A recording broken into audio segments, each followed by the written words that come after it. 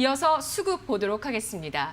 두 번째 끼니 수급에서는 오늘 삼성전자 올라와 있는데요. 4거래일 만에 하락세 1.3% 내림세입니다. 그동안 상승세를 외국인이 주도했습니다. 오늘 외국인 4거래일 만에 매도하고 있고요. 6만 원 선의 지지력 테스트 삼성전자 오늘 나오고 있습니다. KPM테크가 6거래일 만에 상승하며 6% 플러스 기록하고 있는데요. 이 기업은 휴머니젠에 투자했습니다. 휴머니젠은 코로나19 치료제를 개발하고 있는 미국 바이오 기업으로 나스닥 상장 추진을 하고 있는 기업이죠.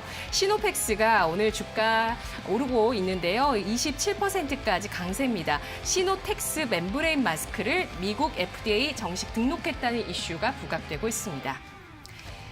세 가지 종목 중에서 한 가지 볼게요. 어떤 걸 보는 게 좋을까요? 네, 이 중에서 삼성전자를 좀 살펴보도록 하겠습니다. 지금 최근에 외국인 투자자들의 좀 공격적인 순매수세가 좀 유입이 되면서 주가가 계속해서 상승세를 좀 보였다가 어제 오늘 지금 이틀 연속 오늘 좀 하락을 하고 있는 상황인데요. 우선 삼성전자 같은 경우에는 최근에 강력한 좀 모멘텀이 있었죠. 아시다시피 지난 3분기 이제 실적이 시장 기대치를 훌쩍 뛰어넘는 어닝 서프라이즈를 기록을 했습니다. 3분기 영업이익이 시장 컨센서스를 약 한 18% 상회한 그런 서프라이즈를 기록을 했는데요. 예상했던 것처럼 반도체뿐만이 아니라 스마트폰 사업부, 즉 IM 사업부라든지 또 가전 사업부, CE 사업부 모두 다 상당히 좀 실적이 좋았습니다. 지금 세트 사업 쪽에서 수익성 개선세가 나타나고 있는 상황이고 디램 업황도 이제 상반기를 저점으로 점진적으로 좀 회복세를 보이고 있고 또 이제 파운드리 사업 같은 경우에도 향후 성장에 대한 기대감이 높은 상황이다 볼 수가 있겠습니다. 특히나 이제 4분기 같은 경우에는 이제 모바일을 중심으로 한 이제 메모리 반도체 수요도 회복세를 지속할 것으로 좀 기대가 되고 있는데요. 특히나 이제 삼성 같은 경우에는 이제 스마트폰 사업부가 상반기 상당히 부진했었는데 아시다시피 하반기 같은 경우에는 미국의 이제 화웨이 제재와 함께 삼성전자의 이제 반사이익에 대한 기대감이 좀 높아지고 있습니다. 지금 올해 이제 연간 이제 스마트폰 출하량이 3억 대가 이제 붕괴가 된 상황인데 내년 같은 경우에는 시장에서 한 3억 2천만 대, 3억 3천만 대 정도로 지금 전망을 하고 있습니다. 그만큼 이제 화웨이와 가장 강력한 이제 경쟁사가 바로 이제 삼성전자 같은 이제 중저가 라인업에서 가장 좀 겹치는 부분이 많은 상황이기 때문에 삼성전자가 이 화웨이의 시장 점유율을 좀 잠식할 가능성이 높지 않나 그렇게 보고 있고요. 그래서 그렇다고 한다면 향후 이제 하반기에는 이 IM 사업부가 삼성전자의 좀 실적을 좀 견인할 것으로 기대가 되고 있는 상황입니다.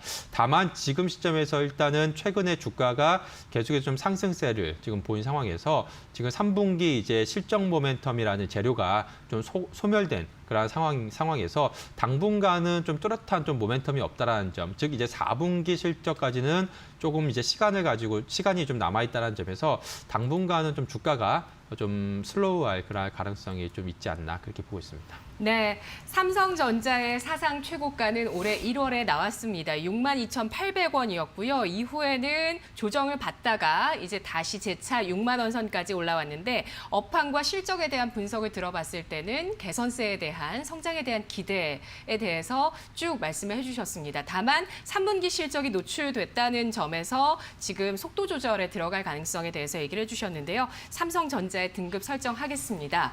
악재나 리스크는 없을까요? 등급 주시죠?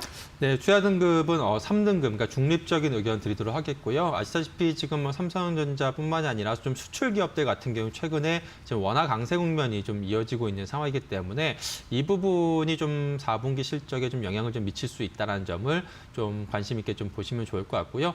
다만 지금 시점에서는 어쨌든 주가가 최근에 대한 실적에 대한 모멘텀으로 계속해서 상승을 했다가 이제 실적 발표 이후에 현재는 좀 모멘텀이 지금은 좀 소강 상태인 그런 상황입니다. 그래서 주가가 조금 가격적인 측면에서 좀 조정을 받을 수 있다는 점에서 현재 시점에서는 좀 트레이딩 관점으로 좀 바라보시면 좋지 않을까 그렇게 보고 있고요.